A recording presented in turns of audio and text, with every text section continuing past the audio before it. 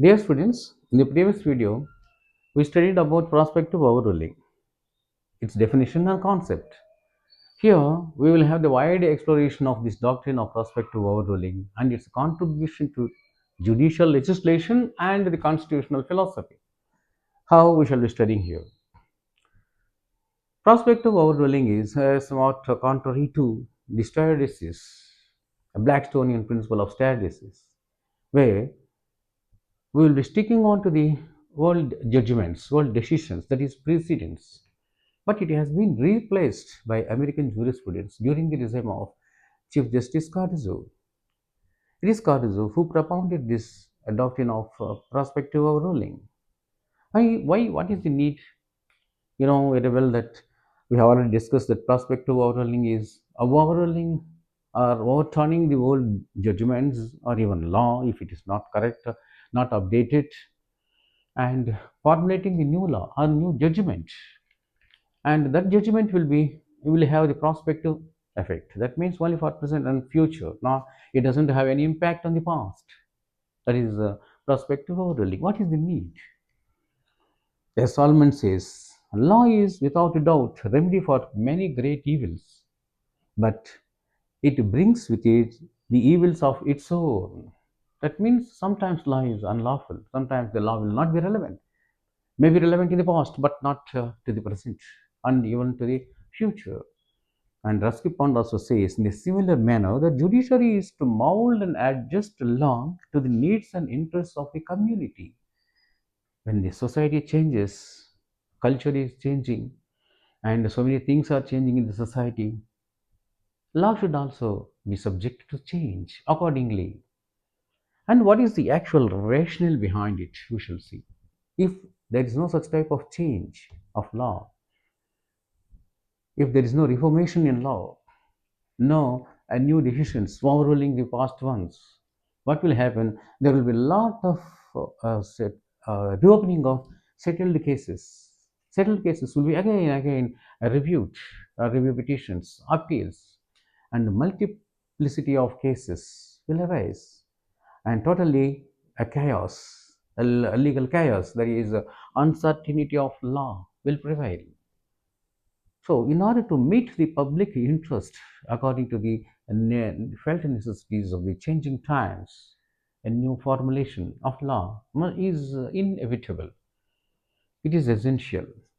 And finally, this kind of law, a new formation of law and new legislations and new judicial judgments will make a good contribution to the organic development of law. And what are the sources now? We shall see. Generally, the sources will be, the first one is judicial activism. It's a general process. See, day-to-day cases, when the apex court is dealing with a number of cases every day, this judicial activism means that the judicial creativity in formulating the new principles, that is common. And the second one is pill petitions, public interest litigation petitions. It's a wonderful source. See, for example, I shall take one or two examples here regarding pills. And when, even during that pill, when this prospective overruling approach or principle will take place or applied, we shall see now when and how. In the absence of legislation, first of all, when there is no good legislation, when there is no directions from the legislation, judiciary will take part. It will take a key role. See, Vishaka versus state of Rajasthan. In that case, what has happened? See, there was a sexual harassment in the workplace. One Banwari Devi was sexually assaulted as she was a social worker, assaulted in workplace. But there was no guideline at all for that, for the punishment of this sexual harassment. For the first time, in that case, in 2013, it is also a bill case. It is the judiciary which has formulated a new law on punishment of this punishment for the sexual as a sexual harassment in the workplaces for the first time.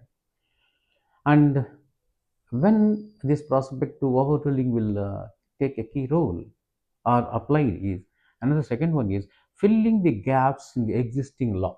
For example, The old law will be there, and that old or archaic law, outdated law will not be applicable to the present day society.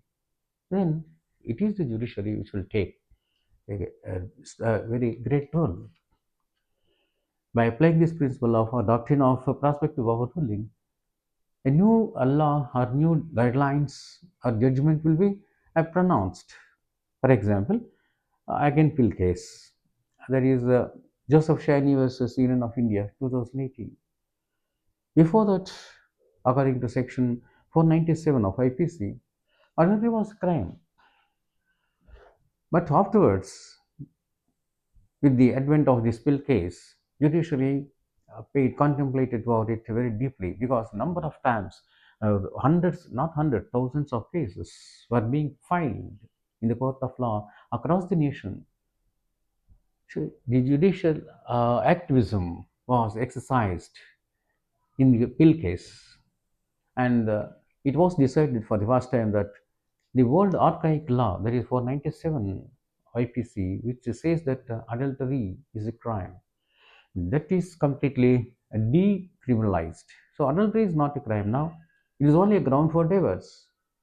So this kind of the doctrine of prospective overruling is applied, and this kind of new judgment, new decision was pronounced.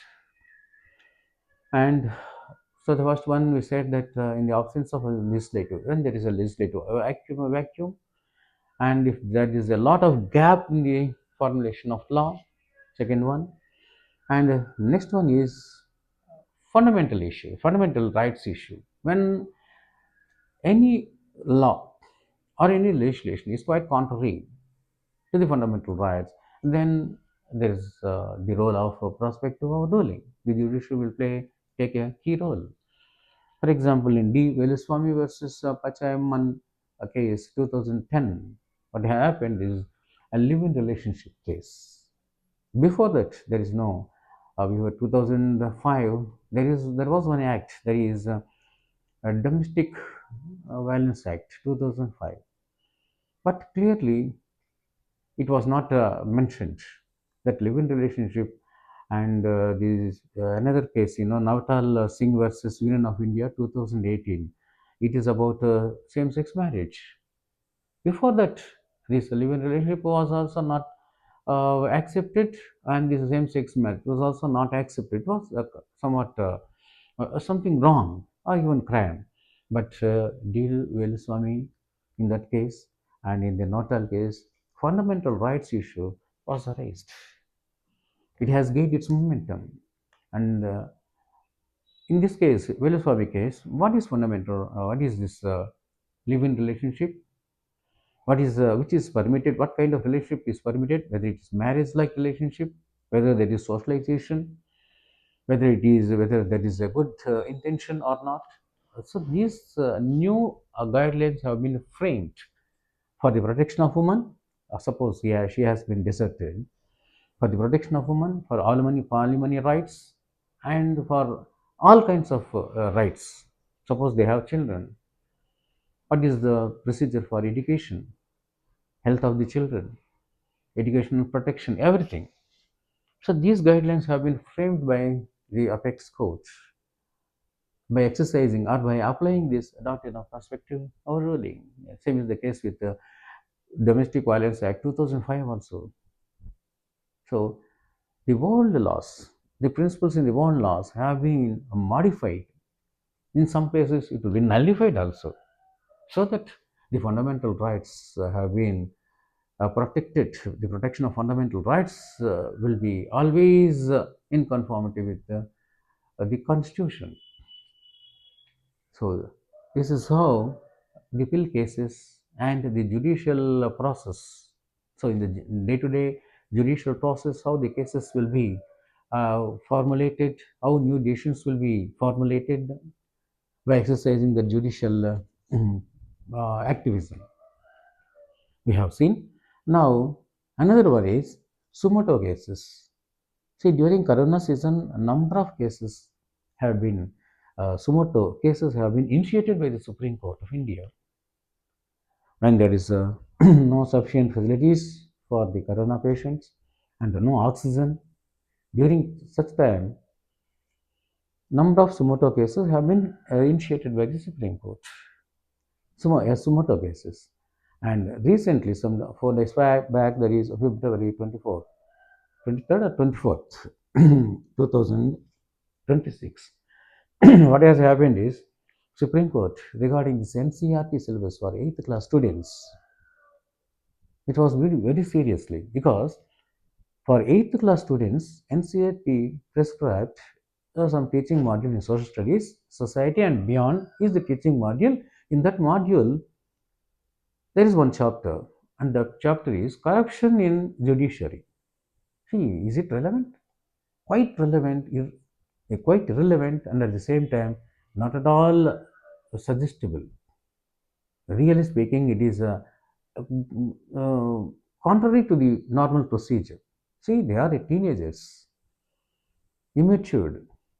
At 8th class, how can they understand?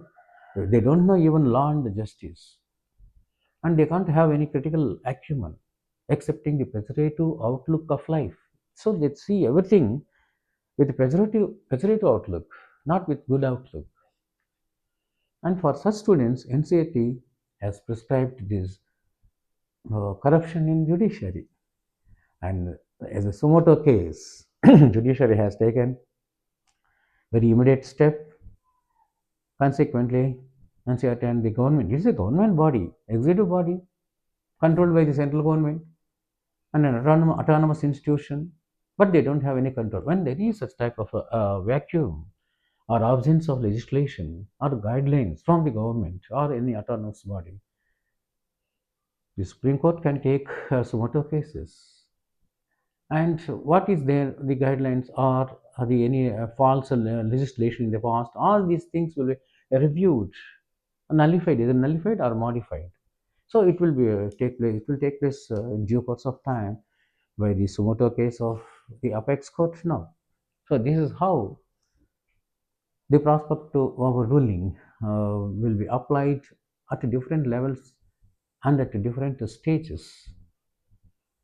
By applying this, what we learn is there is a wide exploration of knowledge.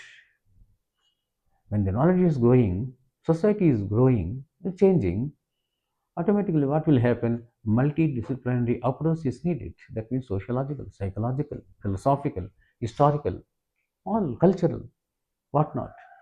So different multidisciplinary approach is inevitable, needed. And keeping that in mind, the judiciary or the prospective overruling doctrine will be applied, and it will give a response to the harsh realities of the times with updated research acumen. This is how the prospective overruling will be applied by the Supreme Court. Oh, sorry, the apex court. In the apex court, especially Supreme Court. And finally, it will make a wonderful contribution to the judicial legislation. So now I have told you a number of examples. Thereby, what you have understood is at different levels, in different cases, in the absence of a legislative legislation or guidelines or legislative vacuum or filling the gaps between law, old law and the new law, if there is a lot of gap, and if there are any bottlenecks in the application of fundamental rights, when I have referred to a number of 4 or 5 cases. So totally all these things, the doctrine of prospective overruling will exert a terrific judicial display of legal learning, and finally it will make a contribution to judicial legislation and the philosophical nature of the constitution, that is constitutional philosophy.